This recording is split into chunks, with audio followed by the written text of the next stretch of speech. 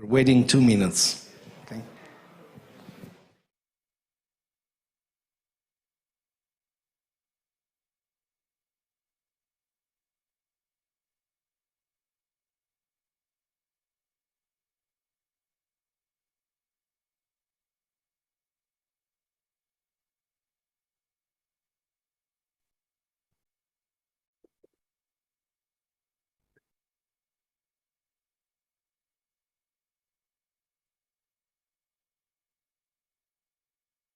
Two places here. There is 3 in the second line if you're looking for a place to sit.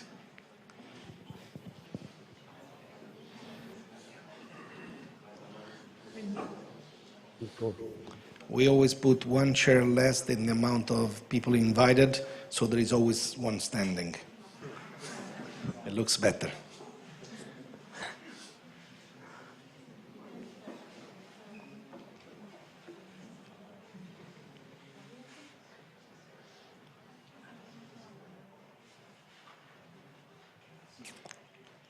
I think we can go. Welcome everyone to Pi Campus, and welcome everyone to the Pi School Pitch Day for 2022. This is batch number 11. I'm very proud to have these events. We're also very, very proud to have you back on presence. It's been a while since we haven't done an event. And when we realized that by mainly 2 things. One is that we got we prepared a small room because we were not thinking about the usual and the events that were happening at Pi Campus before with 200-300 people. And so we were thinking, okay, we do this small event, and then we got a lot of application, more than what we could sustain. We had to stop the invites to allow for everyone. And what is very strange that I realized that I haven't updated you for a very long time on the things that we have done because we haven't met. And so we split this event today in a quick update about the work that we do at Translated Pi Campus, and then finally to the most important part of the event, the pitch day, where we will have our students pitching the great results that they achieved in these last 8 weeks. So to start, I would like to give you these 2 updates. One is Translated, and one is about Pi Campus, our last investments. So on Translated, there is one thing that I want to share with our small and close community, something that we think is a big step forward in artificial intelligence. So in about 1 month ago, I was invited to do the opening keynote of the American Association of Machine Translation Conference. The AMTA conference is the most important conference in the field of machine translation. This year was in Orlando. And because of some results that we have discovered, I was invited to do the opening keynote. And that was an honor.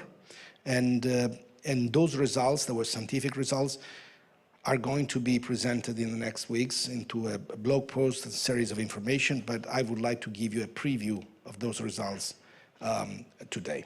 So to do that, I need to introduce you to our beautiful world, the world of language translation, why this is so important. The introduction will come with a video about Lara. Tieni, prenditi il biscottino, tieni. Di papà? Daddy. Come Daddy? Di mamma? Nanai. Nanai. E che vuol dire nanai, scusa? Puoi dirmi come si dice questo in francese? Maison. E questo qui in russo? Riba. Ma avete parenti stranieri? Dimmi, quante lingue sai? Tutte. Tutte. Anche il greco? Sì. Che apopoti sei solo savsessis grosses? Apamicri. Lara, non si capisce niente. Puoi tradurre per me la signora? Hello ladies, the special of the day is Aunt Carmela's eggplant parmigiana. We'll take it. Okay, sounds good. Ripeti dopo di me. Welcome. Oh, welcome. Willkommen. Willkommen. Bienvenidos. Ham Yong Hanida. Wang Yong Lara, io non ci riesco, non sono mica come te. Sono felice di sedermi? Ora chiedo. Cosa ha detto? Ha una... Si chiede se ha qualcosa per sedersi. Sedersi? Ma è venuto per lavorare. Lara! Das ist Start. Das ist Geschwindigkeit.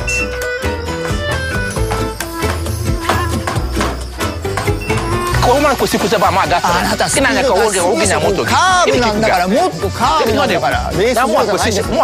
succede? Sei arrivata. Puoi spiegarmi quello che stanno dicendo? C'è qualcuno fuori, sarà per te.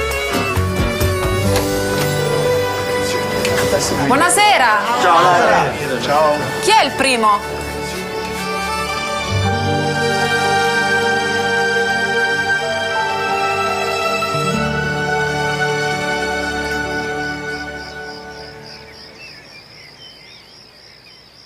So this is Lara, a little girl that was born with the gift of speaking all the language of the planets. It was, for me, a way to welcome you in the world of language. What I want to give you is, before I come to the data about AI singularity, I want to introduce you to more to language. So, not again the video. So why translation is so important. Next slide. Sorry, I don't have the clickers, so you will hear me next, okay? So language is the most human thing we have. There's nothing that represents us as humans better than human language. And if we go to the next slide, every form of life, even the simplest biological form, have developed motor control, the capacity of moving around, from cells to animals. But language is something only for human beings, and especially complex language. Some animals have developed very simple language, but complex language is just for human beings. Next slide. And for that reason, language is the most important factor for human evolution. So if you look at the evolution of humanity, it was possible when we developed complex language. Ants, bees, they can cooperate to a task for survival. But through language, we can cooperate, plan the future, and move to achieve things that were not possible before. So language is what contributed more to the evolution of humans. And for that reason, it's probably the most important things to work on. Next. Allowing everyone to understand and be understood is probably one of the most important problems we have in humanity. And I joke a little bit with Elon Musk. He says that going to Mars is important. We do strongly believe that solving the language problem is more important than going to Mars. Because if we don't solve the language problem, the level of cooperation that we will have on the planet will not be sufficient to achieve and tackle the big problems, the climate change, the interplanetary life. So in order to solve this problem, you can do it only in two ways. One, we teach one language to everyone. We teach English, for example. We teach Esperanto. We tried with artificial language. English, I don't like that idea. It's not super ethical because we will give competitive advantage to certain nations for about 100 years. But the reason why English and speaking all one language is not the solution is the next slide. The market share of English is shrinking. The amount of people that are joining the internet in other languages is bigger than the amount of people we're training in English. That, to me, is saying that the future is beautiful, is a diverse future where every one of us will be able to speak its own language, and more languages will come to the internet. We're not going to solve the language problem by all converting and adapting ourselves of a single common language. Next. So the only way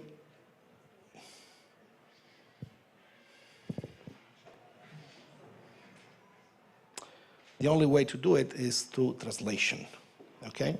So next slide is not only about allowing everyone to understand and be understood, we have to do it in their own language. We need to allow people to use your own language. Everything you produce needs to be accessible to everyone else on the planet, and everything that everyone, the other human produce in the world needs to be understood by you. Next. Next again. So, in order to achieve the goal, we need to build a machine that is able to translate with the quality of the 10% of the professional translators in the world, instantaneously and with a cost that is accessible for every human being in the planet. And if you're thinking how far we are from singularity, this is. So you need the same computation of the human brain, and today we have a mouse. That's what Google Translate use in terms of computational capacity. So don't complain if Google Translate make mistakes. They were able to teach a mouse to do those things, okay? In terms of data, in terms of data, we're at 1 billion words, and really we estimated that a human being in the first 25 years of his life is receiving the equivalent of 1 trillion words of information for understanding and modeling the reality. So we're about 1,000 times far from data. And for learning, we need to be able to learn as a human being, at least. And the current algo, the adaptive transformer, is what we use, is able to extract only 10% of the information that the human is able to extract from data. There is a nice paper from OpenAI that compares the equivalence of learning algos compared to humans. And we're only, so 10x, that's not too far. So these things are happening. Computation, the Moore law is helping us. In 2030, we will have the computational power of the human brain in your desktop computer. The data is actually already there because the professional translators are already translating 1 trillion words. The only problem is that these information sit in someone else's computer. They're not organized. So it's a task of organizing information. And then learning. In the last 7 years, the improvement of learning was 44 times. 7 years, we improved algos, and they're now able to learn 44 times better than what we're able to do before. So these things are going to happen. The big question is when. So this is telling us that if we build these things, then we will have the theoretical capacity of creating general artificial intelligence. But then does not tell that this will happen. Because even if we have those capacity, we'll be able to put all these things together to create AGI. So, next slide. I think what I can share with you, and I think this is the first time ever that was done in the field of artificial intelligence, we were able to measure the speed in which we are approaching singularity. We were able to measure this by using machine translation data. For 15 years, Translated has been working in symbiosis with professional translators. We've been suggesting to translators sentences done by the machine and measuring patiently for 15 years the time it took translator to fix that sentence suggested by the machine and become something perfect. For the same amount of data, we were able to have a second translator to review the quality of the work done by the human and standardize the quality. So we took, let's go. So this is the data, this is the path, what is happening, and I will comment you as it goes. So this is the time that it's taking translators to fix machine translation errors. And you see it's going up and down, but it's a clear linear trend going down. The impressive thing that this is a linear trend, and we could not understand how this was possible. A linear trend approaching singularity on an exponential problem. We have only one hypothesis that needs to be proved yet, is that we have exponential resources on an exponential problem. So the two things are kind of balancing each other. You see this blue line here? This blue line is what we estimate to be the singularity point. We're measuring here the time it takes for a human to make perfect a translation produced by the machine. When we suggested to professional translators a perfect translation that required no edit, it took them, if you can go back to the end and pause, thank you, this is fine. When we asked them to do it on perfectly translated sentences that required no change, it was taking them 1 second per word. Obviously, if I give you something, you need sometimes to look at the source content, compare with the target, and trying to say, okay, this is good.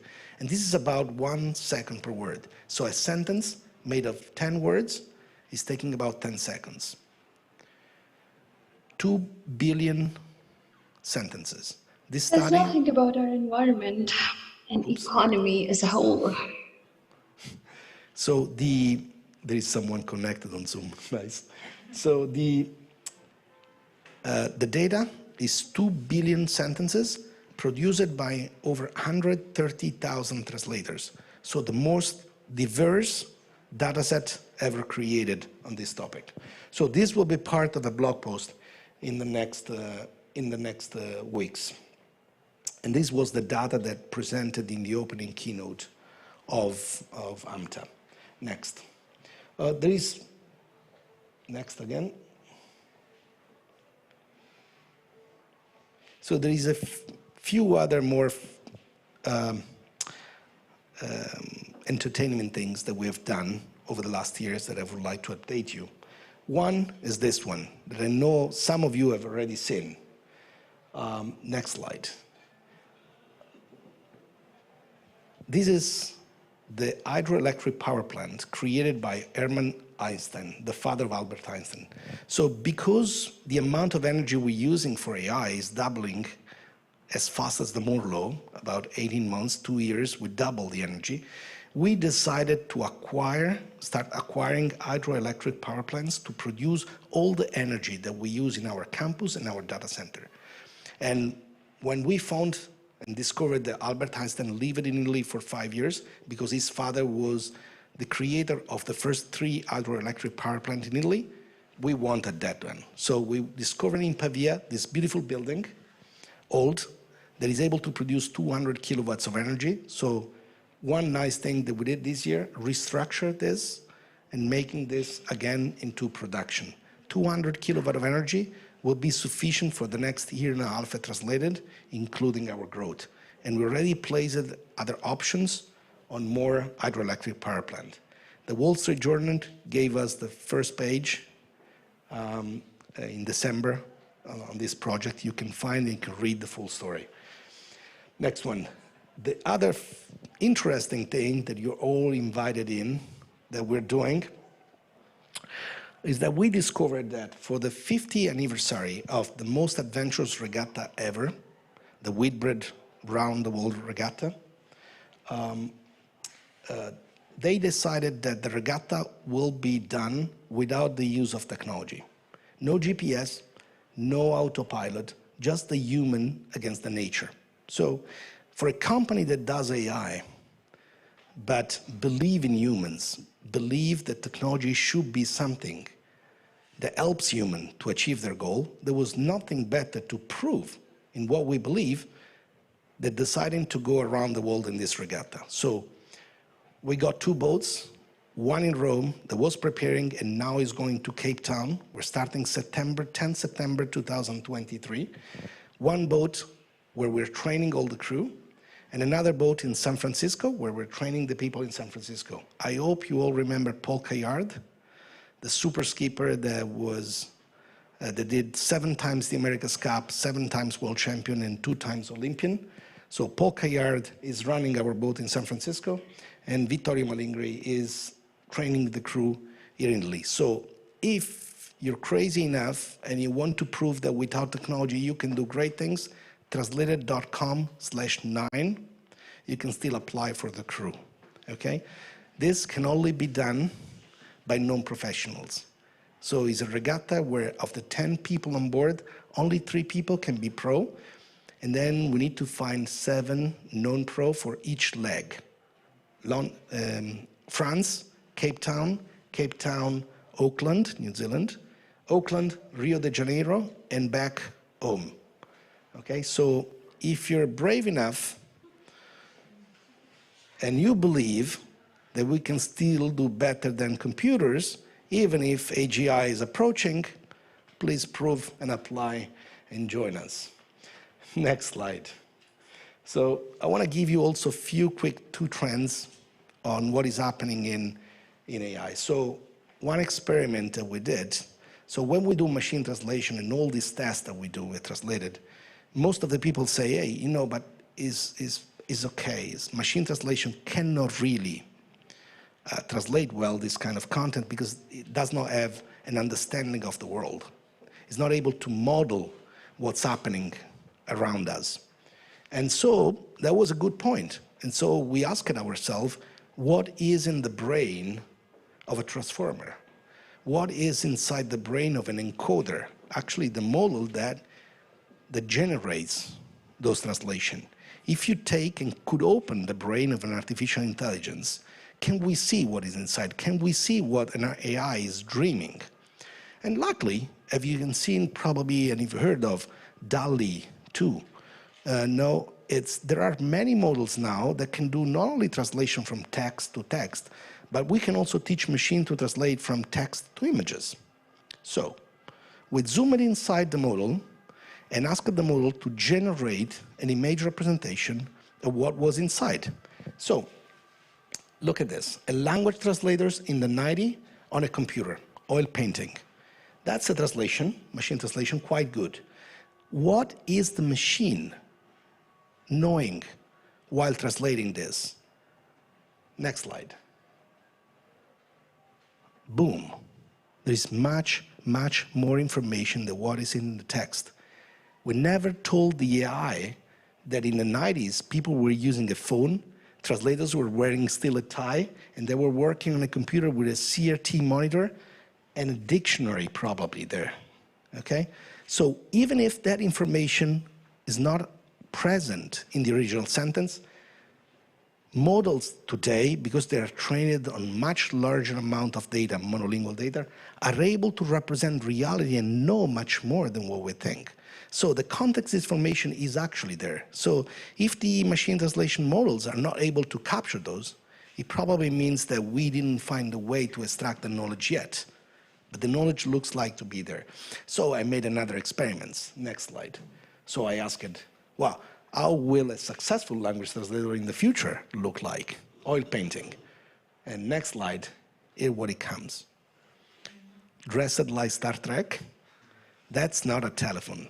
That's a device that is extracting the information directly from the brain with a brain-to-computer interface, because his or her brain, their brain, is the entire Earth.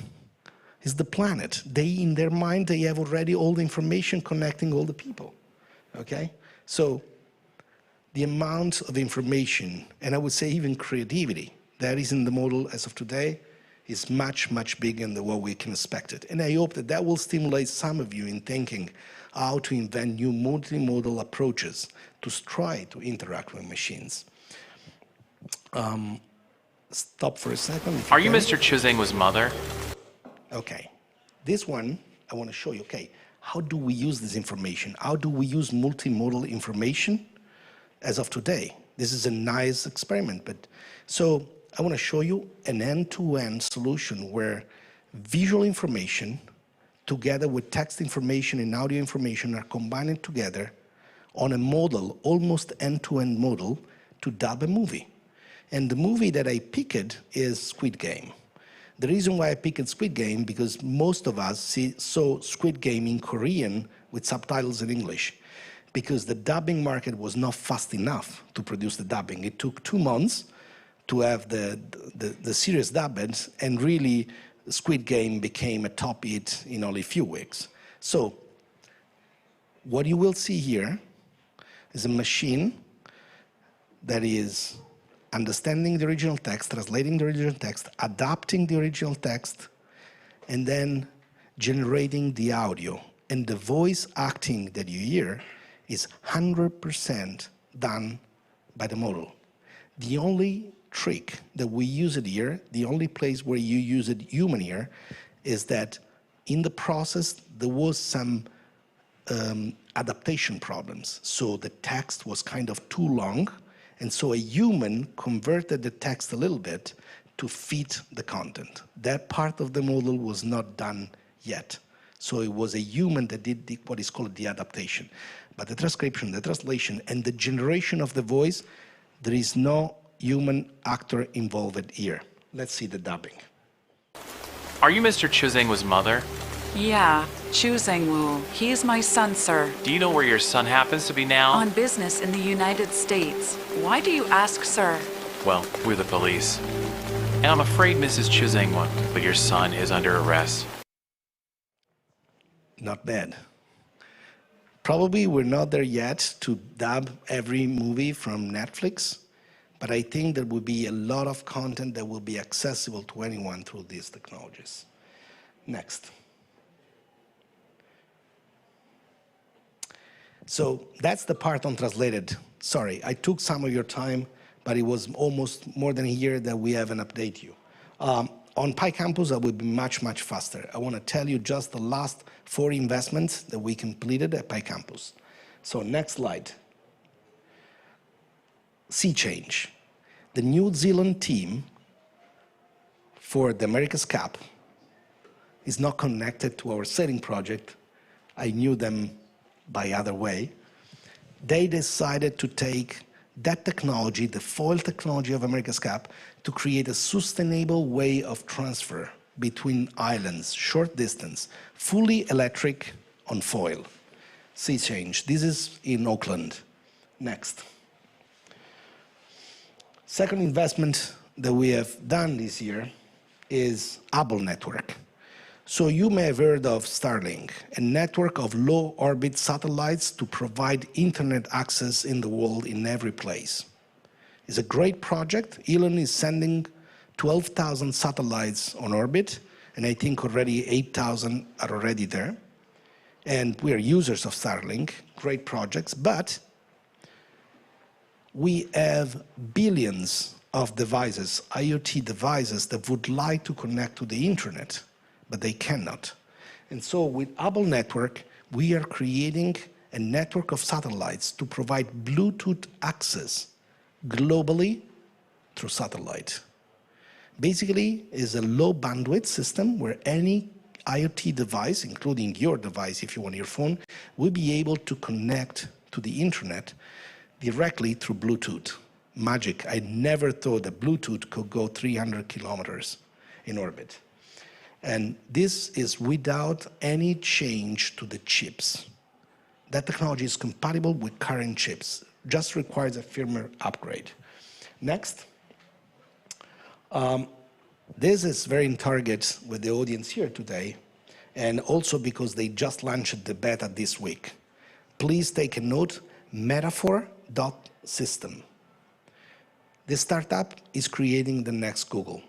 So it's a new kind of search engine where we don't index information on a standard full text index, but instead we use a very large model, language model, to predict, given what you type, the link you're searching. You type what you want, and basically the model will generate the most probable link that you want to land.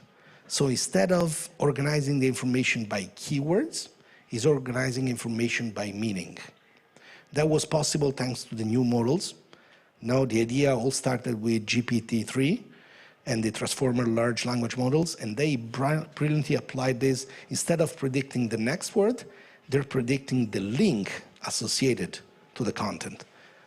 And the training data is simply the web. So Metaphor.system, you can sign in and you can already try it. It's indexed on a small portion of the web, around 1% of the web, so the amount of information is not all that is required, but you will test and experiment how this works. Next and last, Turion Space. This, again, another investment in space. It looks like we're moving to be a space company, but it's not. It's just that we find very interesting project there. So Turin is building Droid for space. So you see how many satellites we're sending, 12,000, just Elon Musk. We will be sending with Hubble network another 1,000. And so there will be 1,500, maybe 20,000 satellites on orbit just in the next 5 years. Who is doing the maintenance of those? Who is assuring that those now are operating correctly and they don't go in the wrong orbit? So Turin Space, another investment at PyCampus, has created a drone that basically can go close to a satellite, can take picture in order to see the situation around the satellites, but the most important thing, can grab a satellite and move the satellite to the right orbit. So if the satellite is going on the wrong orbit, we can reposition the satellite in the right place. This week, we signed the first contract with NASA for the positioning. So this is another nice thing that looks like a crazy project, like the one we did, Boom Supersonic, and then it becomes reality. So I'm done with my updates for today. Thank you so much for your patience on Translated and PyCampus. I hope that was a nice update regarding all the things, and I'm super, super happy now that we're getting into the most exciting part of the night. Super proud to welcome our students of the Pi School of AI, and I would like to ask Mighty, our moderator, to continue. Thank you.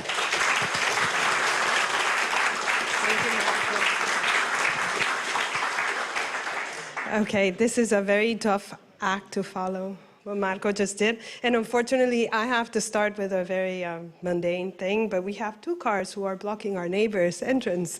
So if you have a black Range Rover or a black Fiat Tipo, please, please, please move them a little bit so we can keep the friendly environment in the neighborhood, yeah?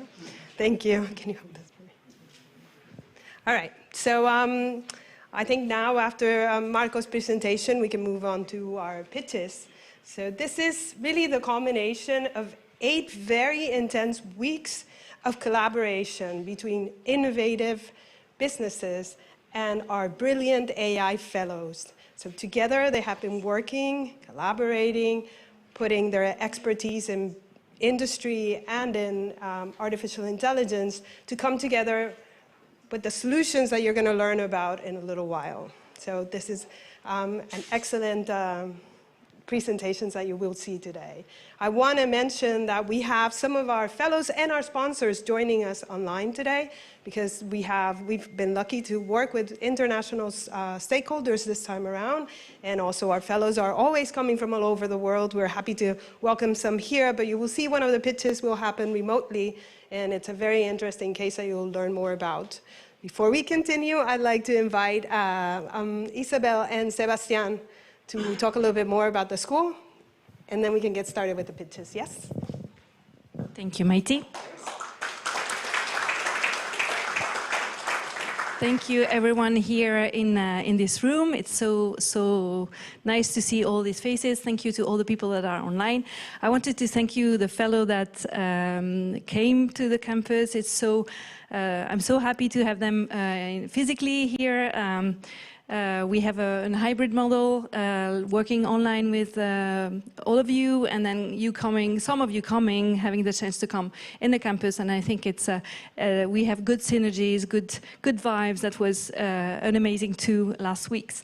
And I wanted also to thank all the mentors that are in the room. I think we have 2 or 3, our coaches and our team. So now Seb is going to talk a little bit about what the school is and give you a little bit of an update, so for the people who don't know who we are and what we do. Thank you. Thanks, Isa. Can we change the slides? Because now I'm flesh and blood instead of just picture.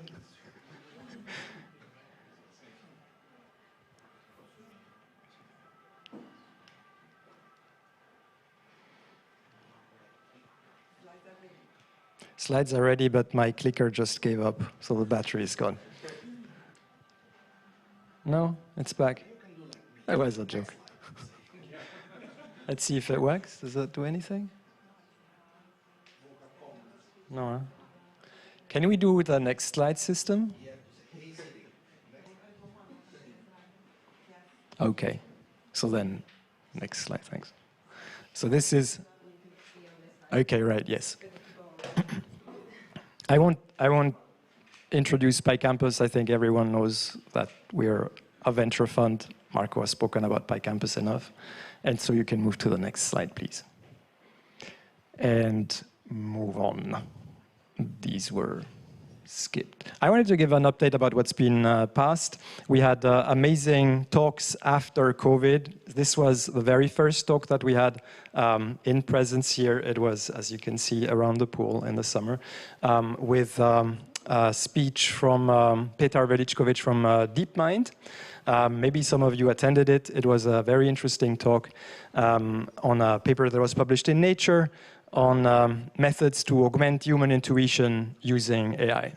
And next slide. Marco spoke about his AMTA talk, and we can move to the next talk. I wanted to give you this piece of news, which is Translated has got a research center called Imminent, which publishes a yearly report. I think you can find it lying around in Translated's offices here.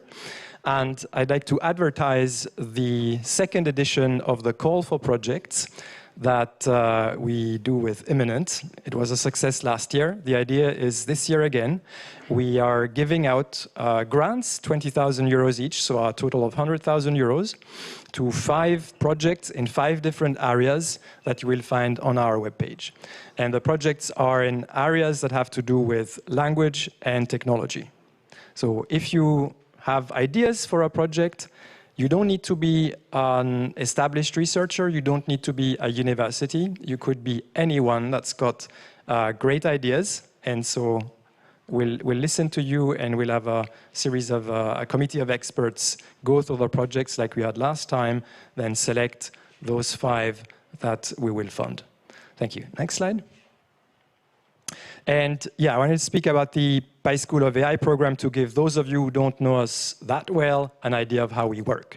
The idea is we help companies that need AI solutions for the products or the services that they're building, but maybe they're hindered or they have hurdles in terms of access to talent, which we all know is very difficult to get, and in terms of experience. It's, I would say, a skill by itself to do prototyping of AI solutions right, and especially to manage portfolios of AI projects right, and to move those into products and services.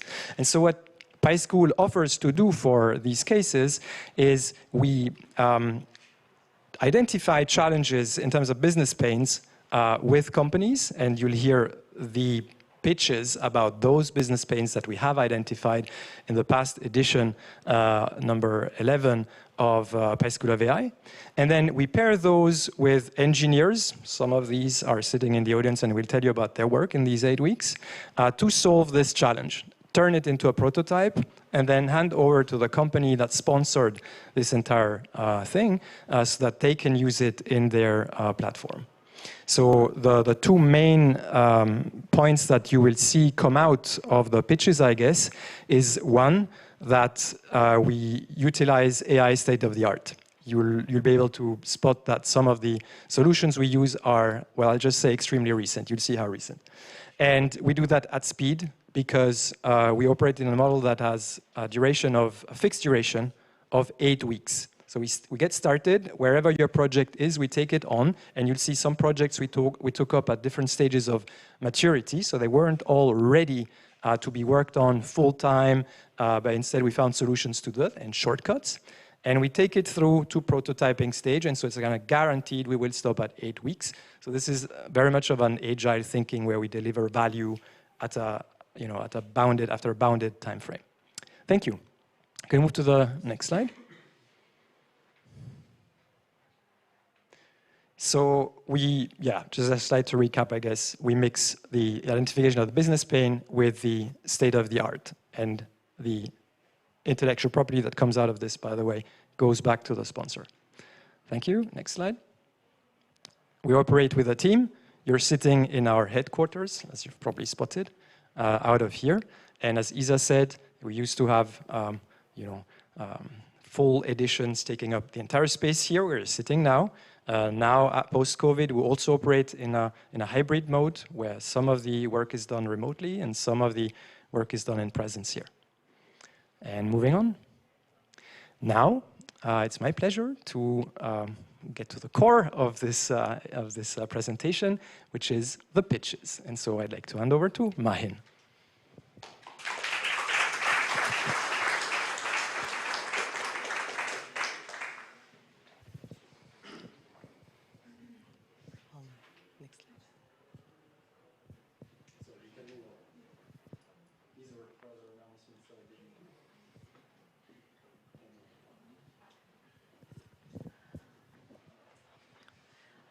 Hello everyone, I'm Mahin and my teammate is Shini, and we are both current fellows of PySchool. Next slide. So our sponsor is a visionary startup called Habacus. So Habacus acts as a bridge between students and the financial institutions. And what they do is they collect academic transcripts from students, they process it, and they certify them to facilitate the access to student loans. Now, currently, and this is a lot of data documents to process, right? So currently at Habacus, human operators manually go through each and every document and extract data by hand. Now, why is it a bad idea? Now, we know that manual data entry is prone to human error. It has been shown that more than 30% of revenue is lost due to incorrect data. It is also expensive and it's also time consuming. And I'm sure everyone here has had to perform manual data extraction at some point in their life, right? So the one thing that you notice is that it is very tedious and repetitive. And the employees can probably work on something more productive for the company instead of performing manual data entry. And this creates dissatisfaction within the employees. Now, they also open up to privacy and security issues within the organization itself. So our goal here was to help Habacus process documents faster. And the way that we do that is by automating the data extraction process. So the current market solution makes use of the technology called OCR, or optical character recognition. And the major players in this industry are AWS Textract, Adobe Acrobat Reader DC, NanoNets, and IBM DataCap. But OCR is computationally expensive to train, and also they're inflexible on different languages and different types of documents, because different types of documents have different layouts and different regions of interests. To solve all these issues, we propose an OCR-free solution to automate the process of data extraction. Now, this is how our solution looks like. So this is an example of a document that is sent over by a student. And what we extract from this document are these information, that is school name, the student name, and the payment information. Now, this is another example of a document, but this is from a different university. If you notice, the student tax code was not present in the previous slide, but in this slide, this is a student tax code, which means that the model is able to distinguish between different types of documents, and also it can extract information which is very specific to a specific type of template. Now, during runtime, we input multiple templates of documents into the pipeline, and we pre-process them, and we get them ready to predict on. And this is where the magic happens, and then we get the desired output. But how are we doing it? So we're making use of the donut transformer model. The donut transformer model is a modern and state-of-the-art approach for document understanding. The paper that was published on the donut OCR-free document understanding transformer was published on 6th of October 2022, which is last month. So the donut transformer consists of an image transformer encoder and an autoregressive text transformer decoder. This is also implemented on Hugging Face, which is very viable to implement and use. So during the start of the session, the one thing that we noticed, or the pain point, was that there were not enough samples, or there was like a scarcity of documents that were available to train on. So the modern ML approach for solving this issue is to generate synthetic samples. Now, generation of synthetic sample means we make use of the output and to generate the input to the model. We generated as many samples as we wanted through the data generator, synthetic data generator provided by Habacus, and we generated PDFs which are emulating the documents sent over by students. So after that, we move on to the pre-processing stage where we convert documents, PDFs to images. And we also generated labels in such a way that they would be accepted by the model. Then we prepare the data set, and we move on to the modeling stage. So during the modeling stage, we set up a baseline performance metric using the pre-trained model provided by the authors, and then we fine-tuned them on our custom data set. So the resulting output of all of these steps was that we got a model which was able to differentiate between different documents and also extract each and every information present in each and every document. So we offer two OCR-free state-of-the-art approaches. The first one is a donut document parsing model. The way that this works is we input the image of a document to the model, and we get the relevant information present in the document itself, which is pretty straightforward, right? But then the second model, which is a donut visual question answering model, works in a different way. So we, along with inputting the image of a document to the model, we also input a generic question in either Italian or English, and we get the output from the document in terms of an answer, in the form of an answer. Now, these are two questions that you can ask the model, and these two questions we would generate the student name that was present in the document itself. Now, these are the numbers that we obtained. The document parser model performed with an accuracy score of around 88%, which is by far the best performing model among the two. And then the document VQA, with the general questions in Italian, performed with an accuracy score of 41%, whereas with an English generic questions, it performed with an accuracy score of 67%. Now, to conclude, we delivered two OCR-free solutions, the first one being document parser, and the second one being the document visual question answering.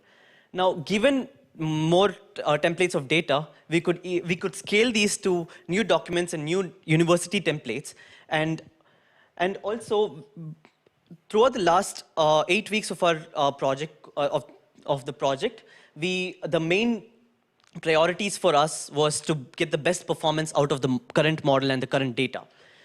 But to make the model more robust, we could also try generating artificially degraded samples and try to train the model on artificially degraded samples, so that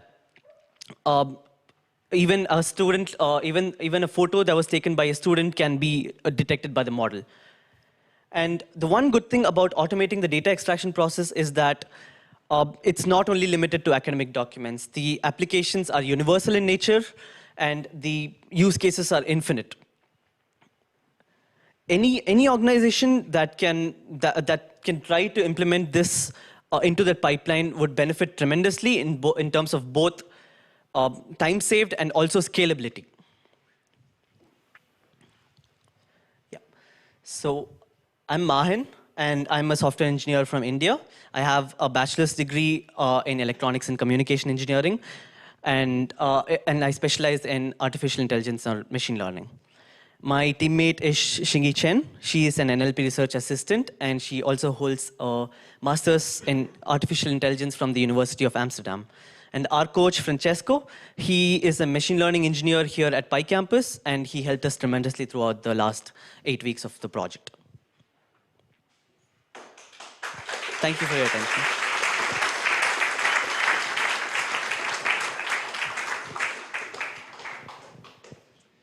Thanks a lot, Main. And so first off, allow me to introduce myself. Main already mentioned I'm Francesco. I was the coach for this challenge for the past 8 weeks. And I must say it was extremely exciting to work on this challenge. I found it particularly interesting. So also thanks to our sponsor Habacus for proposing this challenge. So when we select people to work on School of AI challenges, we always make sure to match their skills with what's needed for that particular challenge. But nonetheless, I sometimes like to ask the team members, how they feel about the project. Like, do you think it's a fit for you? Like, does it fit your previous experiences? And for example, mine was like, yeah, I can do that. But then Shingi, the other team member, which is sitting in front of me here, she was like, oh, I can do anything. So and I was like, okay, then I guess we got the right people.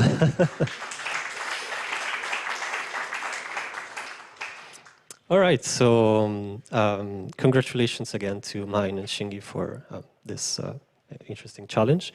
And once again, thanks to Habacus for sponsoring it. Speaking of which, I'd like to give the floor to John, Chief Financial Officer at Habacus, to speak about their experience with PySchool. So, John, take it away. Thanks. Thank you. Thank you. Now, hello. So, I'll just go ahead. First of all, I'm speaking instead of the tech lead who actually followed the project directly, because he couldn't be here, and I live in Rome, so I said I'll go. So I'm happy to be here. And first of all, feedback about the project. It was a great experience. As I said, I gathered feedback from who followed the project directly, and they were very excited of how it went, happy of how it was organized. The weekly updates were key to drive the project towards where we wanted it to go. And what we have now is a solution that we can actually integrate in our business, in our platform, and we can bring it ahead, we can develop it more, we can extend it in terms of scope. As Mahi was describing, we started with 3 universities, we created synthetic data to train it, but we structured the project, the program, in a way that we can train it in parallel on the more than 700 universities we work with. Maybe the challenge sounds easy, but I must say that it opens a whole new set of opportunities for us, because what we do now with documents, since we use humans to read them, is just read what we need for our business, that is for the certification that we do. But with the AI, we can read a whole set of additional data that now we leave there because it's not efficient to put them inside our system, but we will be gathering them now, and we will be doing new business with these data. We will be analyzing, we will be evolving our algorithms and so on. So it opens a whole new set of opportunities apart from the efficiency it brings inside our processes and the scalability it brings to our whole business model. So that's the first point. Then, as I said, they were very pleased of how the project went and what you delivered. So thank you. We chose to come here and to go through this project because we were looking for this sort of solution, and we went on the market to look for partners who could support us, products that already existed that could support us. And it was quite tough, actually, and we didn't find anything that pleased us. I mean, anything that could work out of the box didn't exist, and any project that suppliers would propose were really expensive and wouldn't give us the intellectual property of the solution. So it would be we would have been slaves for life with an expensive solution. While in this way, this is a whole. I mean, it puts us on another field. I mean, it's ours, and we can leverage on it, and we can actually make our business more interesting also for investors. We're a startup, and potentially it gives us a whole new set of opportunities, as I said, and we're totally independent in doing it. The handover also to the tech team was great. They are really confident of the integration and of the extension of scope. So, thank you.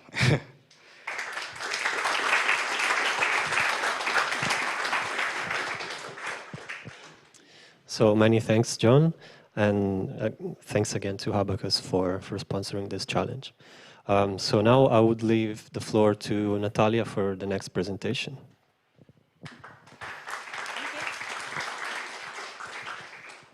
So hello everybody, it's a pleasure to be tonight with all of you.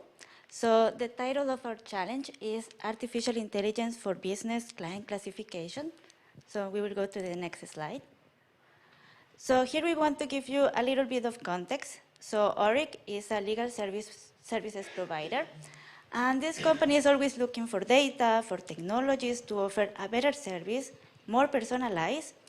And well, as part of that, they perform this label of the incoming clients. And something I want to make sure here is that you understand that they get a lot of new customers every month. So next slide. So about the current situation. Right now they are doing the classification of their customers manually. That means that the process is more prone to errors. It takes a lot of time. There is no consistency. So, and also we have to say that there is an inefficient allocation of human resources, even though it's a high value activity for the company. So the solution is to implement an automated tool for the tagging of incoming clients. So next slide. Here we are talking about our solution. So basically imagine we get a customer, for example, Apple. So Oric is going to collect the information, for example, the address, the phone number. Then they are going to collect the description from a data provider. And based on that, we are going to feed an AI solution. Then we are going to classify into this taxonomy, which has a sector code. So for example, in this example with Apple, we could say that the sector code is technology. Then we are also going to classify into industry level 1 and industry level 2. And it's important to say that industry level 2 are subcategories of the industry level 1. And if I continue with this example of Apple, we could say it belongs to the sector called information technology and to the subcategory called software. So after it is done, a human is going to review the predictions of the model, and if they are wrong, is going to correct them. Next slide. Here we want to talk about the challenges we face as a team. So during week 1, from week 1 to week 3, we were working with names because it was the data we had at the moment. But still we wanted to take advantage of that and create a fast implementation to get results as soon as possible and to understand better the problem. But later on, from week 4 to week 8, we had not only the names, but also the descriptions. So we were able to create a more complex system based on natural language processing and successfully predict the categories. Next slide. And here we want to show a little bit more of detail of this model.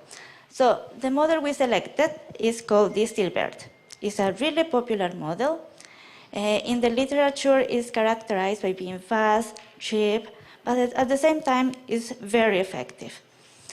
So basically, to this model, we are going to give descriptions, and through the layers, first we are going to perform data augmentation, and that means we are going to create synthetic data based on the data we had before. And this was especially important because the data set we were using was small. And then we're going to take these descriptions and we are codify them into codes that the DistillBERT model is able to understand. Finally, we have a prediction layer. There's a prediction layer that is going to give us output the categories. So for example, in this model, the model is telling us that for certain company, there is an 80% of probability that it belongs to the industry finance. Let's continue to the next slide. Also, it's important for us to present some results. Well, after you have a model, you have to make sure that the model is reliable, that is working. So for that, we have to test the model using data that the model didn't see before.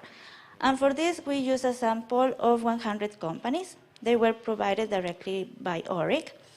And they contain descriptions coming from 3 sources, from web and from 2 data providers. First, we have the results of sector codes. For this one, we have 4 categories, and we can see that the results of the accuracy are above 80%. And now for industry level 2, we can see that the results are in the range of 40 to 50% of accuracy. But here it's important to notice that we have 43 categories, a lot of categories. And in this case, there was data imbalance. And that means that for some of the categories, we had few or a small number of samples, and the model was not able to learn properly. So next slide. Something that is also important is after you have the model, you have to make sure that it can be integrated into the IT platform of the company. So for that, we make sure to create an end-to-end application. So we were using FastAPI along with Azure services. And here also we want to talk about the technological stack we were using for the project. So we can see, for example, Hugging Face, PyTorch, FastAPI. Also, of course, we had a GitHub repository with all the information of the project, but of course that is exclusively for the customer. Let's continue next slide. So to finish the presentation, we would like to say that we are really proud that we were able to implement an end-to-end solution, and we were able to integrate it successfully into the IT ecosystem of Oric. And also that we created a machine learning model, so they can retrain the model. They have the tools to retrain the model using the data they are collecting and validating. Next slide. And here we have our team. We have Francesco, our coach, and we want to thank him a lot for all the effort we did. We also have Pinku, who has a master's in computer science, and he's working currently in Canada for Amazon. We have Menan, who has a bachelor in electrical and electronics engineering, and he's working in a project for that is funded by the World Bank. And then myself, Natalia Herrera Murillo. I am a PhD at the University of Brescia in Italy. Thank you so much.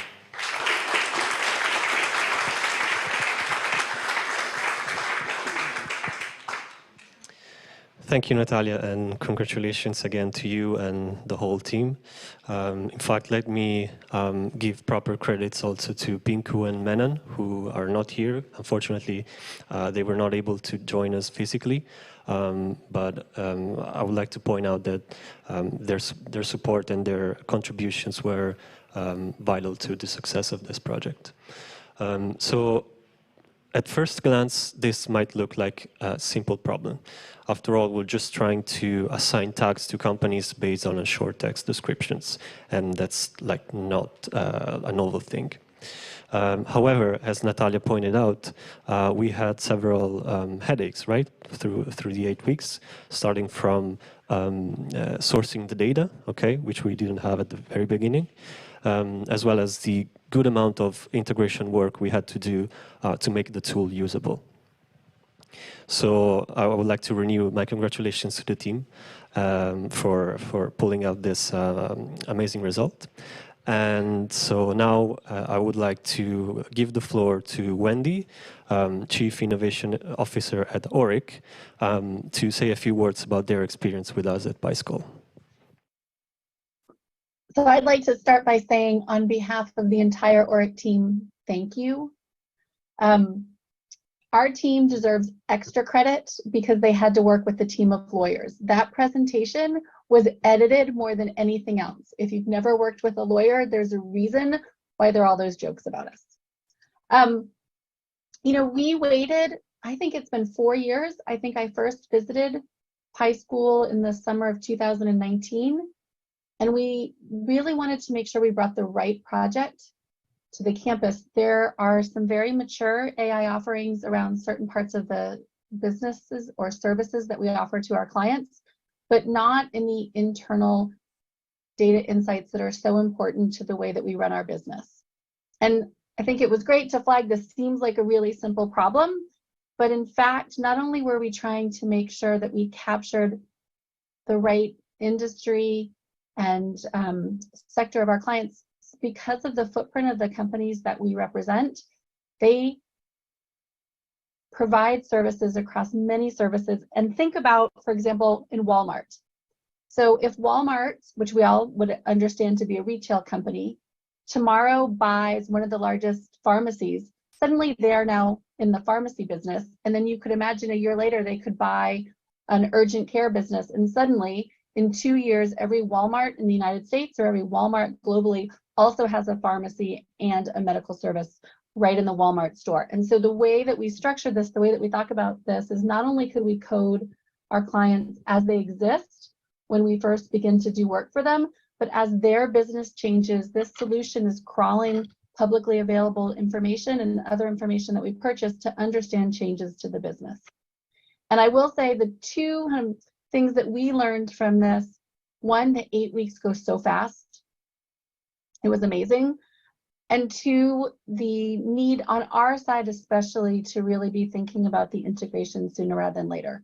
So our wonderful team initially was only working with the lawyers, and we really don't understand much of any of this. And so we augmented our team to have one of our senior developers come in, and that was critical in making sure that once the sprint was complete, we could leverage the technology. But again, I just want to say thank you. And in terms of the point on talent, core to our business strategy is to be a data-driven organization, to more and more use artificial intelligence. So for everybody in the room who is doing this, thank you. And the demand is only going to get greater.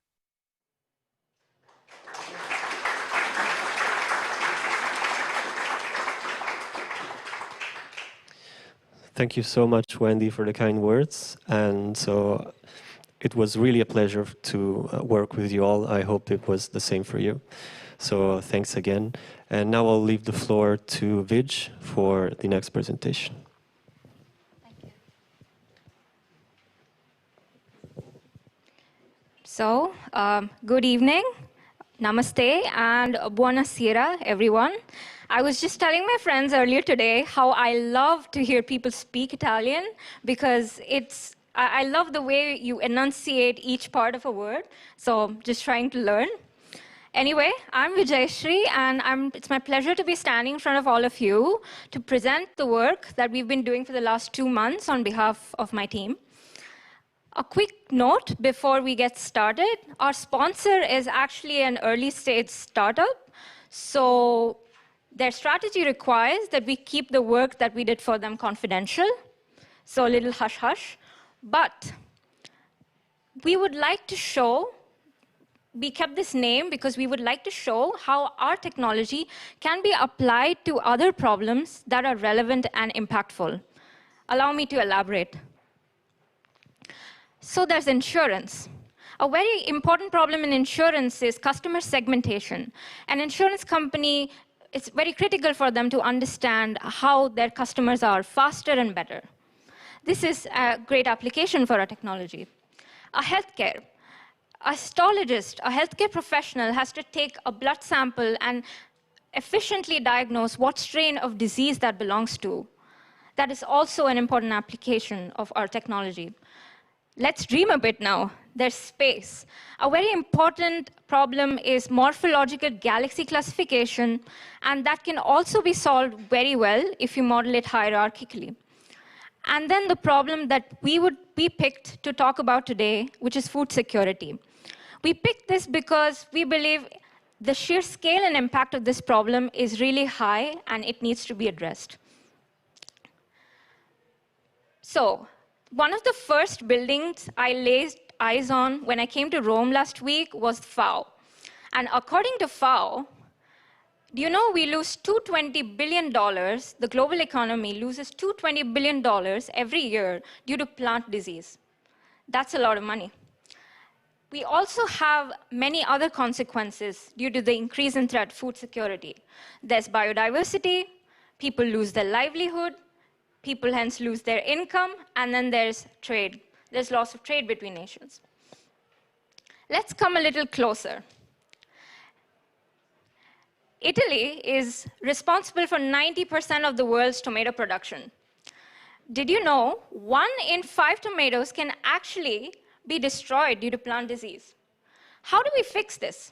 Well, traditionally, you'd have an expert, you would have somebody go and find out the place of where the disease is affecting the plant and take those samples back to the expert. This is expensive and it's also slow. So by the time you actually take the samples to the experts, it might be too late and you inevitably end up losing some of the crops. Is there a better way? Envision a future where you could actually have some sort of a robot that goes blazingly fast to the area of disease and gets it back to the expert right in time. Think about it as an ultimate cooperation of humans and machines. Boston Dynamics is already developing robots like that. And what we present to you is what a brain of such a robot would look like, which allows farmers to perform this kind of complex classification at the click of a button.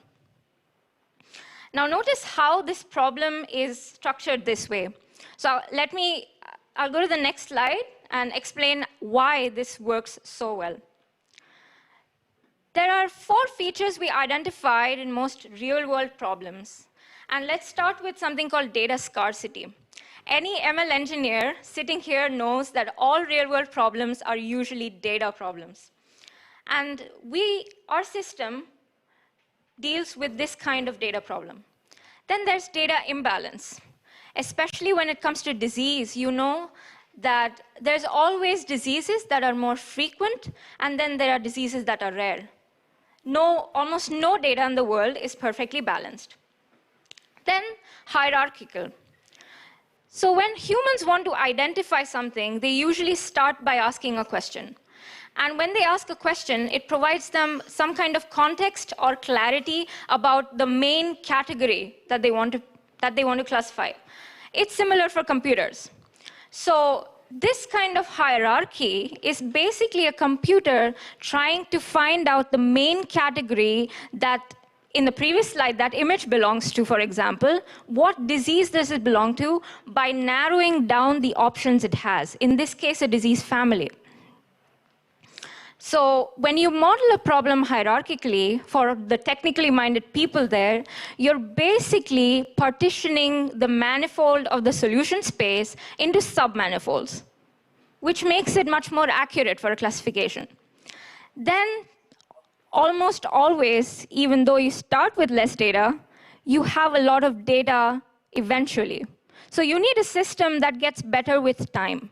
And that's what we aim to do with our system.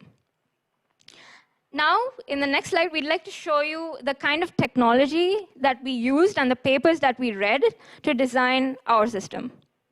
So a lot of these papers are based on the latest advances in transfer learning and foundation models. So as Marco and Sebastian mentioned transformers a lot, they're not only creating a lot of buzz in vision, but in language, but also vision. So we use something called a vision transformer, and we couple it with multi-layer perceptrons, which are the base of all deep learning algorithms, and we send a hierarchical labels mapping to it. So what that does, it helps the system classify things way more accurately by reducing the amount of categories they need to classify as they go down. We use some of the latest tech that's available, like PyTorch Lightning, which makes training distributed. You can use a lot of more compute power than you could with the traditional framework.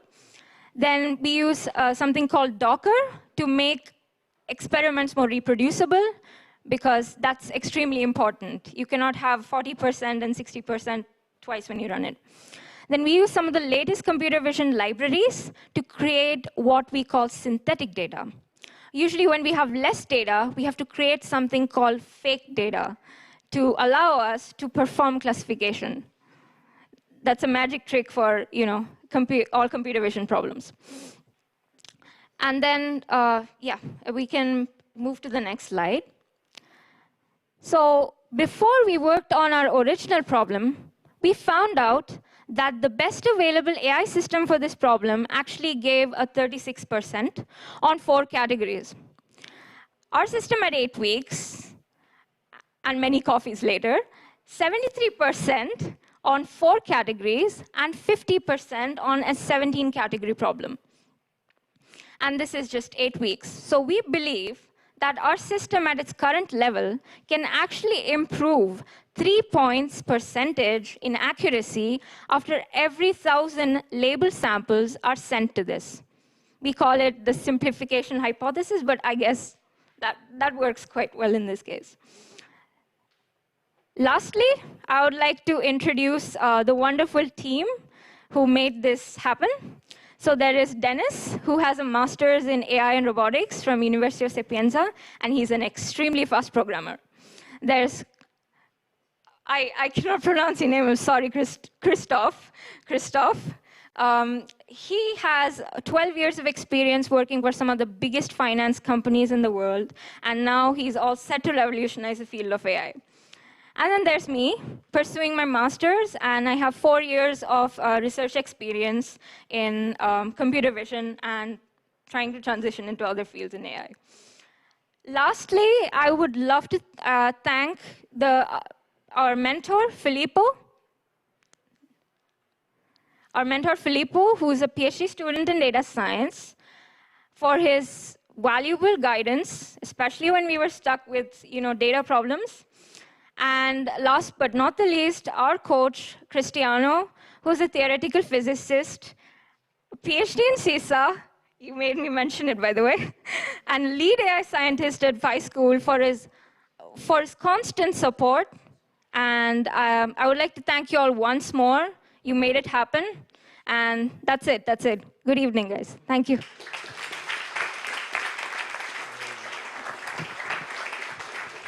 Hi to everybody. As Vij just introduced me, I'm Cristiano. I'm a theoretical physicist. I'm currently the lead AI scientist here at PySchool. It's really a pleasure to be here, to have all the audience. So I would like just to comment about what Vij just presented you. And okay, the challenge, I must say, was pretty tough. But the team was even tougher, really. Their skills cover a broad spectrum, and this allowed us to explore many different approaches at the very beginning. So we start at week 1 with some baseline and standard models. This is a sort of usual practice at PySchool, but soon after we dive into scientific literature and the latest computer vision technology available. So you see, we mix all together like a bartender shakes a cocktail. Sorry, but my mind is already at the happy hour networking event later on. So we shake all together, and we were able to come with 3 different approaches. But just one of them survived. You see, we use PySchool to follow a sort of scientific method, tried many different alternatives. Some of them we're going to remove them, will fail, some other will be the winner. So in our case, the winner, the right approach was this hierarchical visual transformer, which is an attention-based transformer model coupled with several multi-layer perceptors that we trained all together. I'm proud about the team, not only for the building the code from scratch for our sponsor, but we were also able to provide them future solution about the deployment.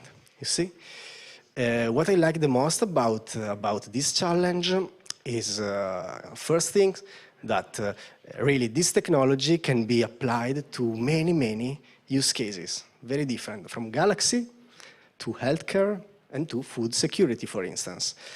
And second thing, really, we did a lot of experiments. And as a physicist, I'm a theoretical physicist, I must say, but I also like experiments. So that was great. And third thing, I really enjoyed during this 8-week a lot of super interesting discussion with the team, spacing from theoretical physics to AI and also meditation, because you see, thanks to Christoph. So we mix all together, we couple off together, and was super interesting also from the intellectual point of view.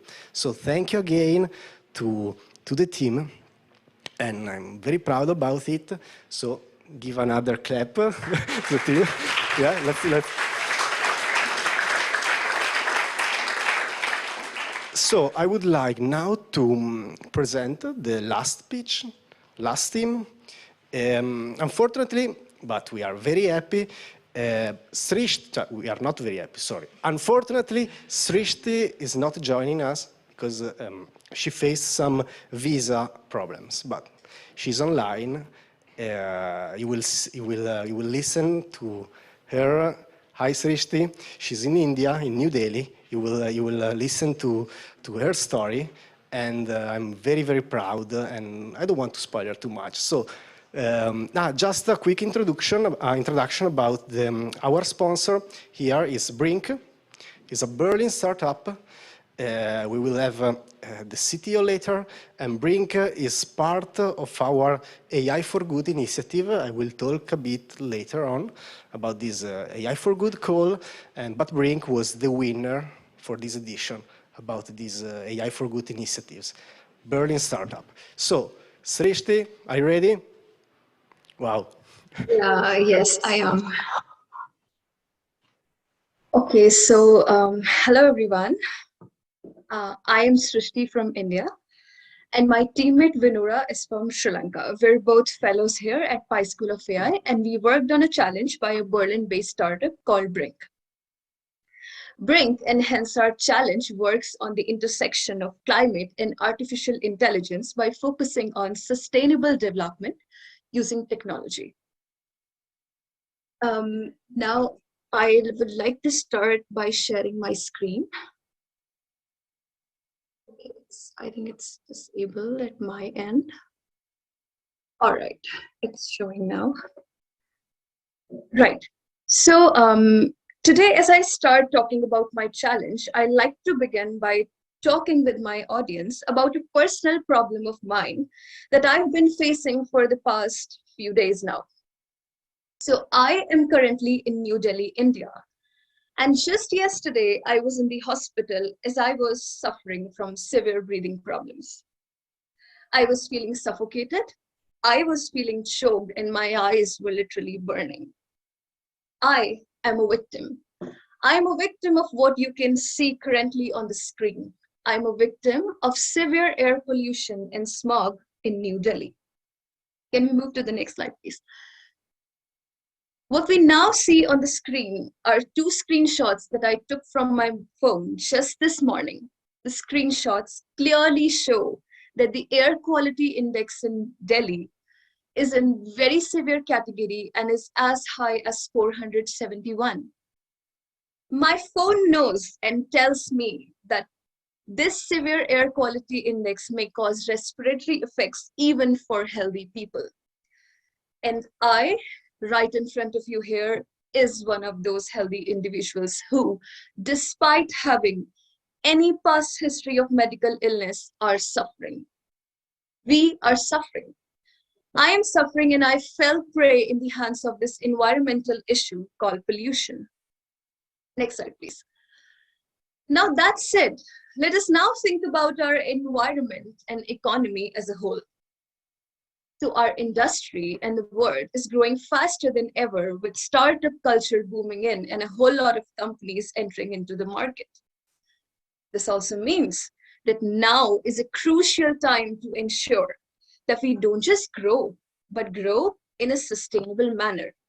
We definitely need to think about the environment we are living in. And this is exactly what our sponsor Brink does.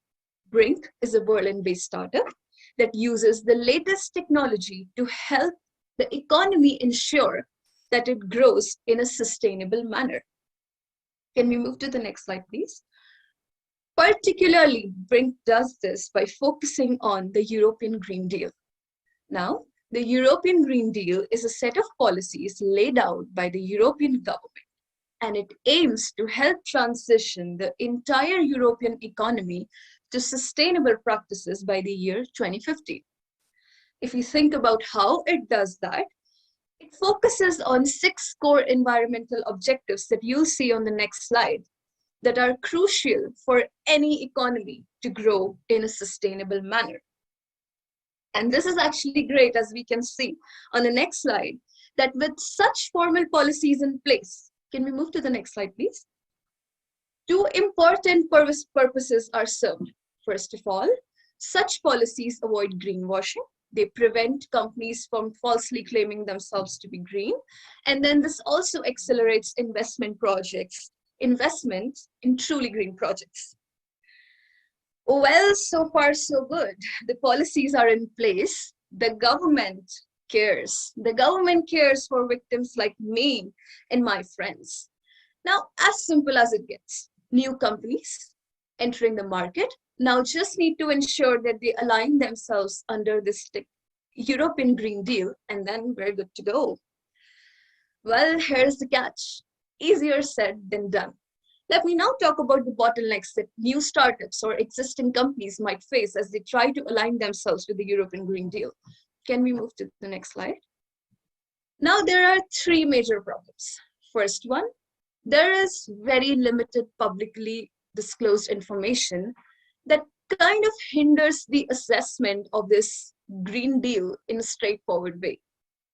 Consequently, it requires the new startups, or let's say the existing companies, to employ a lot of human analysts, domain experts, and then requires them to manually go through a whole lot of company data, financial documents, annual reports, so on and so forth. This process, as we can sense, is painfully slow, very costly, as you need specialized employees particularly for this purpose, and is not at all scalable. So much so that almost no private companies as of now have yet reported to be under the European Green Deal and the taxonomies therein. Now, if we move to the next slide, we can now what to do now? See, the policies are in place. Companies are entering the market literally every day. What do we do now? Do we have any existing solutions that can automate, let's say, bits and pieces of this pipeline? Well, yes, we do have. We have keyword-based systems in place that naively filter some of the company data using keywords and then save us some manual work. But then it's unfortunate that again, we circle back to the same problem, as it again requires a whole lot of human analysts and domain experts to operate on top of it and validate what the keyword-based system tells you. Now what do we do? What to do now? Is there a way that we can have an automatic parser, or let's say an engine, that would just ingest a company's data and then just predict like magic? Okay, this company aligns under the European Green Deal. This company doesn't. This company works on this of the 6 core objectives that I stated earlier. This company works on climate adaptation. This company works on biodiversity costs. Well, yes, and this is what Brink aims to do. In the next slide, we can see that Brink uses cutting-edge machine learning technologies to further automate this pipeline and build efficient, less costly, and less time-consuming solutions that would be able to automate this pipeline and assess in an automatic manner whether a company aligns with the Green Deal or not. Our challenge also focuses on just that. If we move to the next slide, we will be able to focus on what we precisely do in terms of the technicalities. We use latest natural language process technologies to build context-aware models using word embeddings and sentence embeddings approaches, and on top of it, domain-specific models like Climate Bird and ESG Birds, fine-tuning and configuring them to our use case to provide 2 solutions. Our first solution predicts whether a company truly comes under the European Green Deal or not, and we are able to achieve this prediction with an F1 score as high as 0.77, as we can see on the next slide, on unseen test data. Our second solution will be able to predict whether a company that is aligning itself with the European Green Deal is working on which of the 6 objectives that we saw earlier. And we are able to do this with an FN score as high as 0.74 on unseen test data. Now, can we please move to the next slide? If I talk about the key achievements of our projects, very importantly, we were able to run a lot of experiments and a lot of exploratory data analysis to prove and to conclude patterns that this problem is actually solvable using artificial intelligence. We developed baseline and advanced NLP solutions to cater to companies of all budgets and needs. And our solution outperforms the current keyword-based systems and speed up the overall process, hence accelerating this whole process of manual assessment through company documents. Interestingly, we were also able to figure out that there is definitely a lot of room for improvement to our solutions as and when we get more data. We use data of different amounts throughout these 8 weeks and were able to prove that as the data grows, our metrics improve significantly. That was about our challenge. Thank you very much. On the next slide, you can see the team that worked on this challenge. It consists of me. I am Srishti from India, and I am an NLP researcher and hold an undergraduate degree in statistics. And my teammate Vinura is from Sri Lanka and holds an undergraduate degree in electrical engineering and is also an NLP researcher. We would also like to thank our mentor, Simon, who is the CEO at Ask Data, and our coach, Cristiano, who you all know by now, for guiding us throughout this challenge. Thank you very much to you all for listening.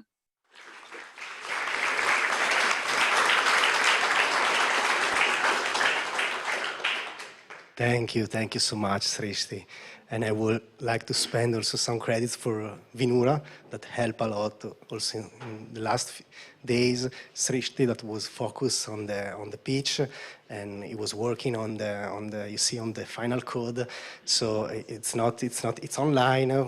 You are not going to see him, but really his contribution was really amazing. So as I told you, I'm a physicist. I'm also a nature explorer, so I take care about the Earth. PySchool as well is completely aligned on this vision. So I really enjoyed this challenge because it was about, you see, sustainability, climate, and related stuff. We started from week 1, as usual, with some baseline models, standard approach. We checked them, checked their performances, and so realized that there was a room for improvement. So I asked to Srishti and Vinura to try 4 to 5 different strategies. Just 2 of them survived. I'm talking about the strategies, not about the fellow. They are fine. So just 2 strategies among the 5 ones survived. And in particular, okay, the slides were a bit smaller, so maybe you didn't appreciate. But one of the paper we were reading and were very useful for our solution was just 2 months, came out just 2 months ago. So very recent, the Climate Bird paper. So we work out a bit, and so you see, we came out with these 2 solutions. And I must say that PySchool experience, and in particular, last year, Francesco, Sebastian, and I worked on a very similar project, on a very similar challenge that was related to natural language processing for industrial pollution. This project was in collaboration with the Joint Research Center of the European Commission, so a very cool project with big, very interesting collaboration. And so I was aware, I was I already worked on similar stuff, and this was very useful to help the team. In addition, I must say that Brink team, in particular Sam and Viba, Sam is the CTO of Brink and Viba is the data scientist. We weekly met with them. This is a general rule in PySchool. Every week we meet with our sponsor for 2 reasons. The first one is to receive feedback from them. So feedback by feedback, week by week, we can improve. with their feedback. Second reason is very important to be aligned with the final goal. You see, we are scientists, we are engineers. It's very easy to, you see, try many different approaches, but it's also very important to, you see, focus on the right one. So during this challenge was very, very also exciting, the relation with Brink. Okay, I think that's all. Maybe the last thing I want to say before introducing Sam from Brink is that we are working, maybe the next days, to open source this challenge. So that's all. Maybe, I don't know if Sam is already there. Sam? Hello, everyone. Wow. Hi. Well, I'd just like to start by saying thank you so much to Srishti and Venura, Cristiano, and the whole PySchool team. It was really a wonderful project and a really powerful one. I was going to give an introduction to Brink and what we do, but I think Srishti has done a much better job than I have ever done as a CTO and co-founder of explaining what it is that Brink is doing and why it's so important. NLP and AI have a really critical role to play in transitioning the whole economy to a sustainable way of doing things. And I think this project is a great example of a practical implication of that. It was just such a pleasure to work with the whole team. They brought a really practical and thoughtful perspective to really understanding a problem in a complex real-world space. And then they went above and beyond that and brought some really advanced machine learning techniques and some really exciting and creative ideas to solving the technical challenge, which was just fascinating to be part of.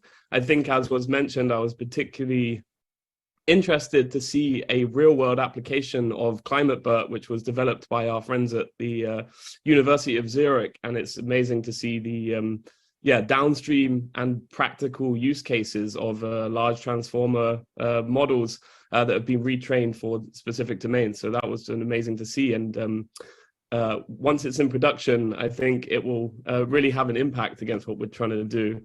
So yeah, maybe I'll just finish by saying AI and NLP really does have an important role to play in the climate transition, and I think this project is just such a great example of that. So it was such a pleasure to work with the whole PySchool team, and Srishti, Venura, Cristiano. I just thank you once again. There's probably so much AI and ML talent in the room today, and I would encourage anyone to think about if you can redeploy those skills to help with the climate transition and help move us to a sustainable world. It's probably the biggest challenge of our generation, and I think there's so many use cases for AI in that space. So something to think about while you have a celebratory drink after the pitches today. Thank you so much again.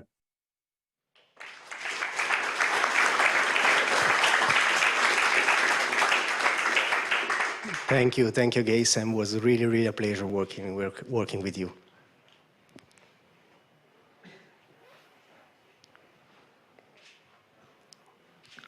Okay, I'm just waiting for the new slide.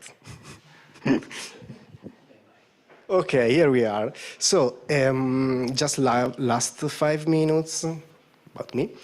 You see, at the beginning of this event, Marco explained us, you see, his mission, the mission of Translated, how to use technology to solve, you see, impactful challenges. You see, technology is tough. It's not an easy job. To do technology, you need to, you see, acquire a lot of skills. And they are changing very fast. So hard work, technology. So you see, I really love to focus technology efforts to meaningful challenges. And you see, that's why, and PySchool, it's perfectly aligned with my vision, my idea. That's why I love PySchool.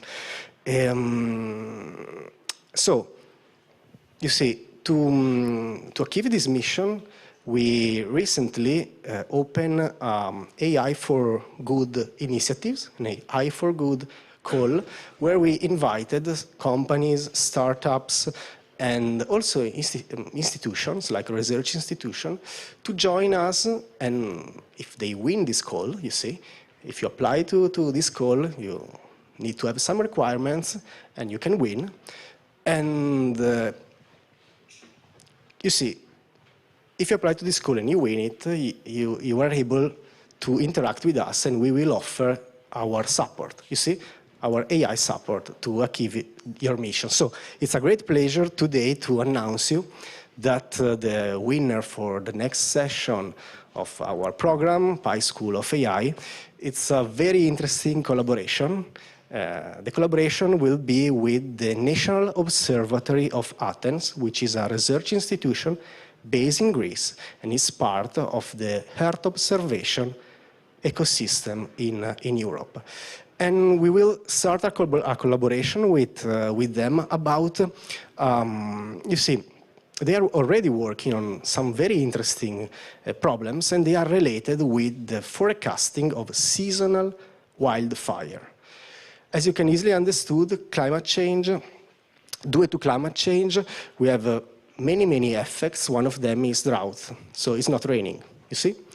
And if it's not raining, it's more easily to wildfires to appear. So they are increasing wildfires in Europe, around Europe, and they are disrupting natural ecosystem, biodiversity.